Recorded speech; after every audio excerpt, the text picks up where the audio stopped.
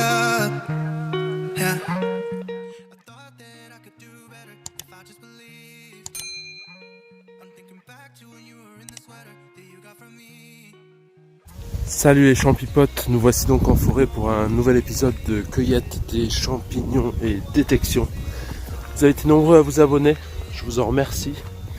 Et là aujourd'hui, petit lundi, on va dire au soleil, mais il pleut légèrement. Donc je vous emmène, on va aller à la recherche de champignons dans les Vosges.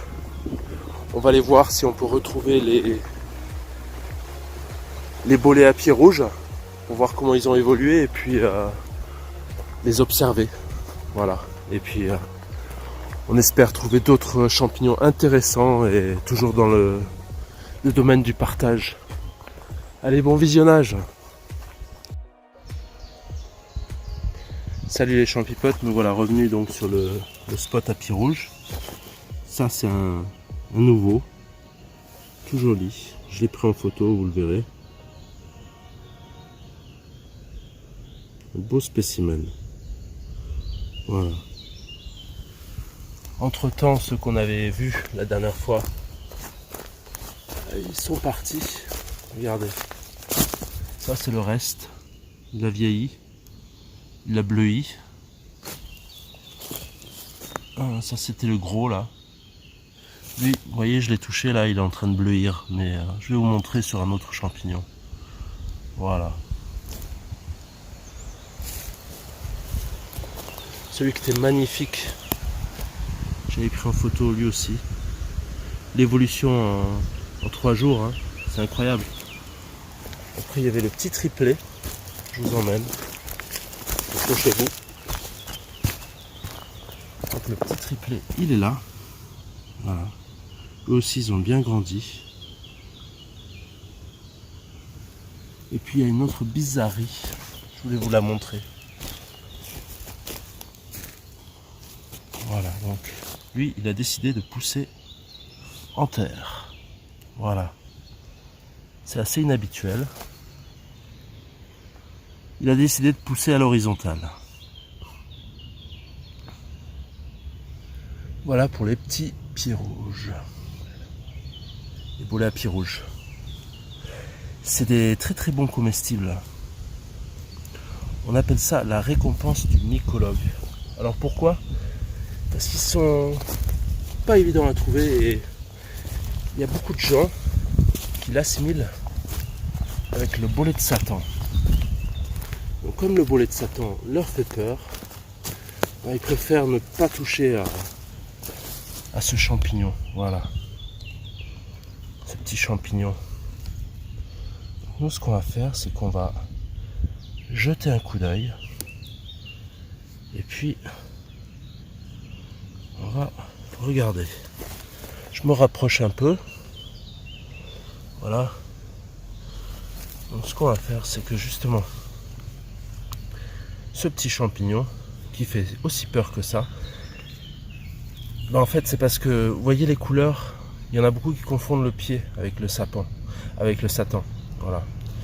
Et il est ponctué de... Il y a plein de petits granulations rouge vif.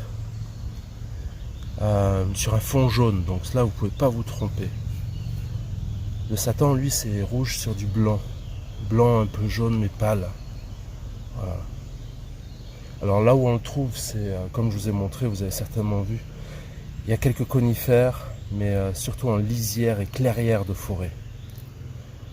C'est l'un des premiers bolets de la saison. C'est pour ça que ça me fait toujours plaisir et là je me dis ma saison commence.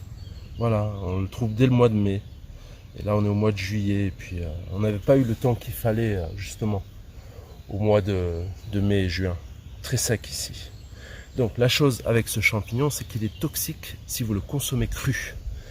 Il faut le consommer avec une cuisson de 15 à 20 minutes. Et il est préférable de le cuire à plus de 75 degrés. Pourquoi ? Parce que ce champignon contient des toxines thermolabiles. Et à la cuisson, ces toxines s'en vont. Voilà. Donc n'ayez pas peur de le cueillir, de bien l'identifier. Si nécessaire, allez voir un pharmacien qui vous confirmera justement que c'est un bolet à pied rouge. Et l'avantage avec ce champignon, c'est qu'il est très très peu attaqué par les vers. Là, c'est tout bénéfice. Donc non, maintenant ce qu'on va faire, c'est qu'on va aller faire une coupe. J'ai envie de vous montrer le bleuissement, qui est assez impressionnant. Voilà. On se dirige par là-bas. Donnez-moi juste un instant. Donc nous voici sur ce champignon là. On va le sortir et vous allez voir. Voilà, il est poussé à plat. On va faire une coupe. Allez, j'ai envie de le faire comme ça. Allez, bonne coupe. Regardez bien le bleuissement. Voilà.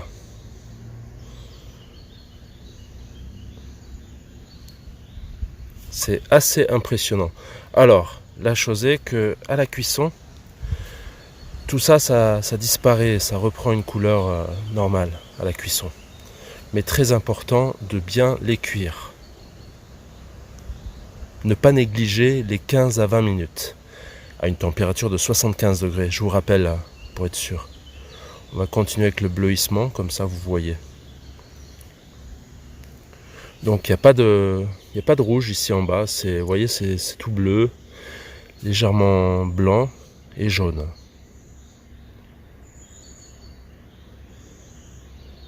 On va attendre voir encore un petit peu s'il bleuit davantage.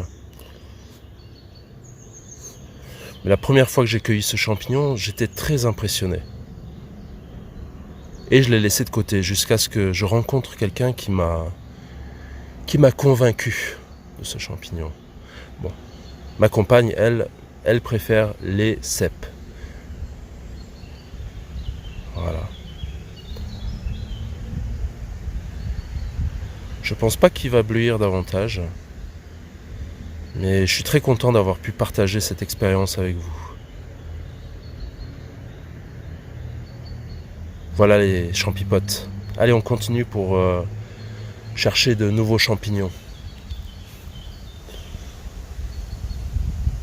On va le laisser aux animaux de la forêt.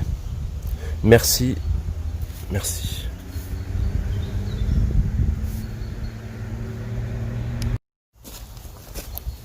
Il suffit de se pencher des fois et de regarder. Vous voyez ? Ça paraît anodin. Mais là, on est en présence d'une petite amanite. Voilà, un petit bouchon d'amanite. Et on va continuer. Je vais vous montrer justement les autres amanites. Voilà. Très très joli. Les deux là. Les deux compères.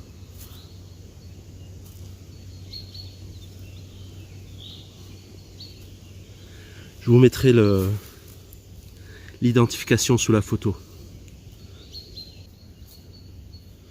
Et on va regarder dans ce petit bout de forêt. Très calme, on est lundi. Les gens travaillent. Et il est juste là.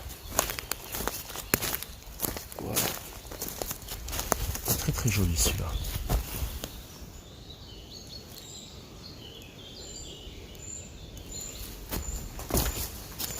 Alors on va quand même le regarder, parce que lui je pense qu'il a déjà lâché ses spores. Vous voyez, il y a du bleuissement dessus. Regardez. Ah, là vous voyez le pied. Le pied c'est autre chose.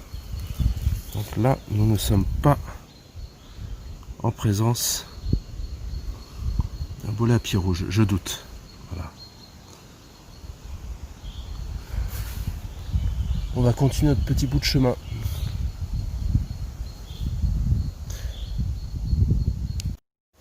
Alors là c'est une super découverte.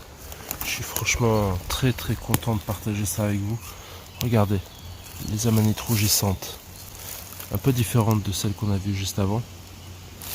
Là, elles sont en train de sortir. Donc là, il y a des bébés. Regardez ça.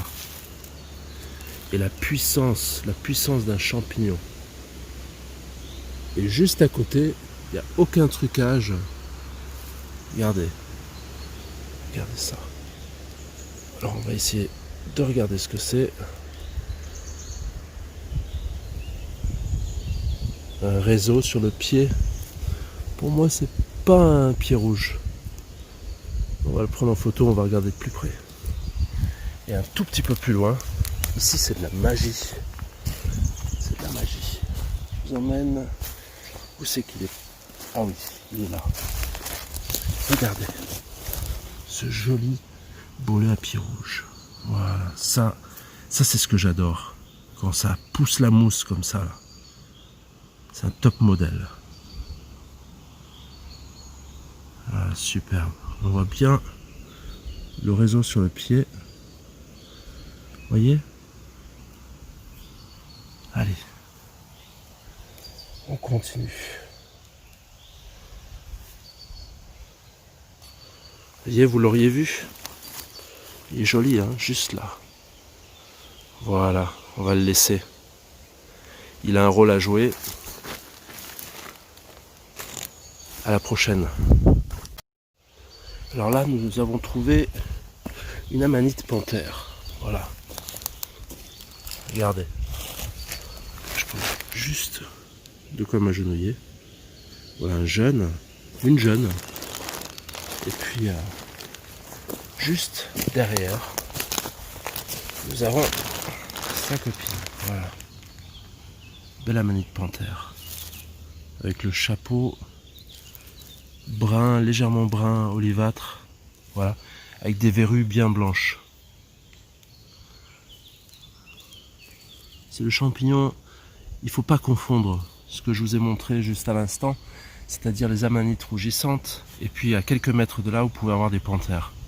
Donc dans la précipitation, vérifiez bien ce que vous cueillez.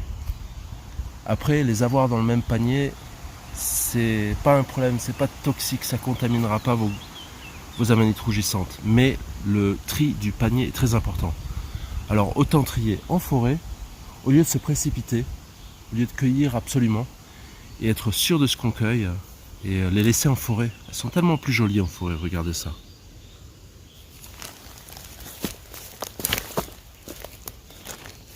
Voilà.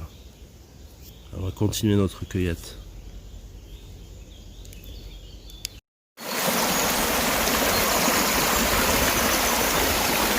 La nature, comme on l'adore.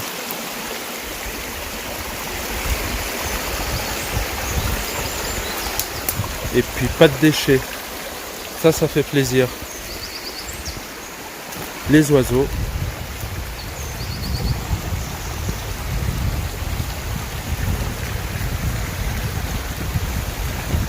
Non, c'est superbe. Trop content de partager ça avec vous. On va regarder si on trouve quelques champignons intéressants. On aurait pu avoir une poêlée de pieds rouges, mais comme je vous ai expliqué, ma compagne ne les mange pas, donc je préfère les laisser pour les animaux. Alors il y a une chose que j'ai toujours autour du cou, ou sinon c'est à portée de main quelque part, c'est un sifflet. Pourquoi un sifflet? Parce que quand on est seul dans la forêt et qu'on n'a plus de batterie sur le téléphone, on est bien content d'avoir un moyen pour justement alerter. Et il n'y a rien de mieux qu'un sifflet. Voilà. Alors voici le mien. C'est un sifflet que j'ai acheté sur le net. Un sifflet d'arbitre de football américain. Vous voyez. Donc ça porte super loin. Et là-dessus, vous pouvez facilement vous faire entendre. Voilà, je vais vous montrer plus en détail. Regardez. Je mettrai le lien justement en commentaire. Et puis si jamais vous êtes perdu ou vous cherchez quelqu'un proche qui a aussi un sifflet, c'est un bon moyen de communiquer. Parce que souvent il n'y a pas de réseau et le téléphone passe pas. Voilà. C'est un sifflet qui dépote, qui envoie pas mal de décibels. Ça coûte 3 fois rien et on est bien content de l'avoir. Alors, n'hésitez pas, hein, n'importe quel sifflet vous pouvez trouver ça dans les magasins de sport. Toujours pratique à avoir, même sur le porte-clés de la voiture, on sait jamais. Mais moi je l'ai autour d'une lanière et autour du cou. Les champipotes, c'est ici qu'on va se quitter pour cet épisode. Je tenais à vous remercier d'être de plus en plus nombreux à vous abonner et j'ai vu que vous visitez aussi cette chaîne, donc n'hésitez pas justement à activer la petite cloche pour vous abonner et liker, ça fait toujours plaisir et puis toujours dans l'option du partage, faire grandir cette chaîne. Alors je vous souhaite une bonne semaine à tous et toutes et prenez soin de vous.